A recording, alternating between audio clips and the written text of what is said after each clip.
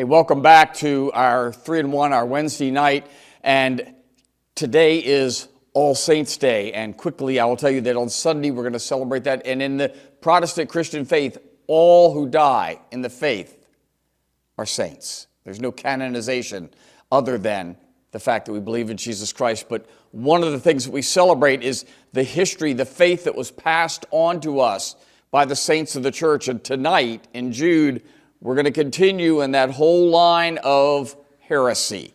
Jude is warning the church right before the book of Revelation. He is warning them about the heretics in the church. Well, tonight, it's on prosperity. And it's not about you being rich or me being rich. It's about those who preach the prosperity of the gospel. And there is a lot of that on our televisions for today. Let's start at Chapter 1, since there is only one, verses 10 to 13. But these people blaspheme all that they do not understand, and they are destroyed by all that they, like unreasoning the animals, understand instinctively. Woe to them, for they walked in the way of Cain, and abandoned themselves for the sake of gain to Balaam's error and perished in Korah's the rebellion.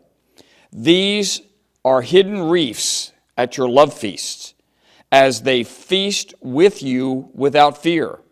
Shepherds feeding themselves, waterless clouds, swept along by the winds and the fruitless trees in late autumn. Twice dead, uprooted, wild waves of the sea, casting up the foam of their own shame, wandering stars for whom the gloom of utter darkness has been reserved forever. These false teachers walk in the way of Cain, who openly rebelled against God, it says, not by giving God the offering and then murdering his brother.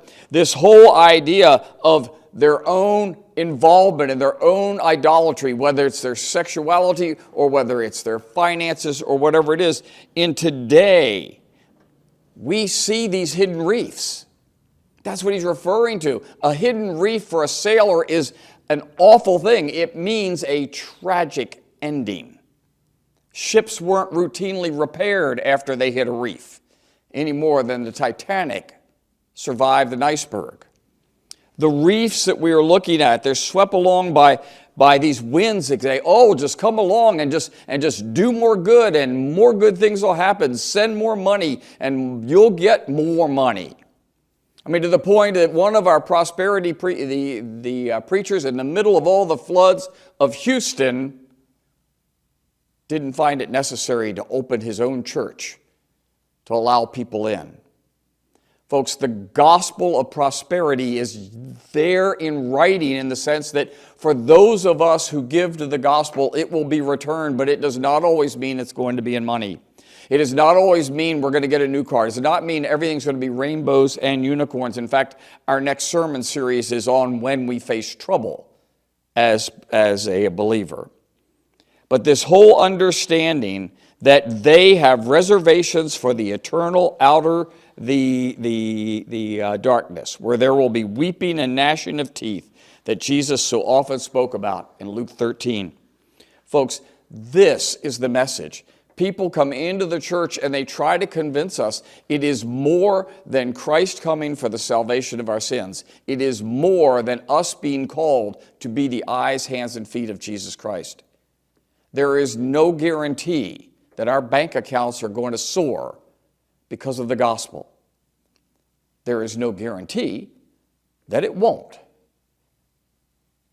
But preaching that by doing the work of Jesus advances us financially is false and it's heretical and it is in the world around us, whether it's in our churches or simply on the television.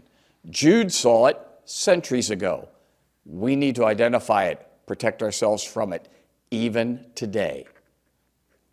Celebrate what our saints have done. The ones that have worked hard, honored the gospel, lived for the faith of Jesus Christ, and gave for the sake of the gospel, not for prosperity. Happy All Saints' Day.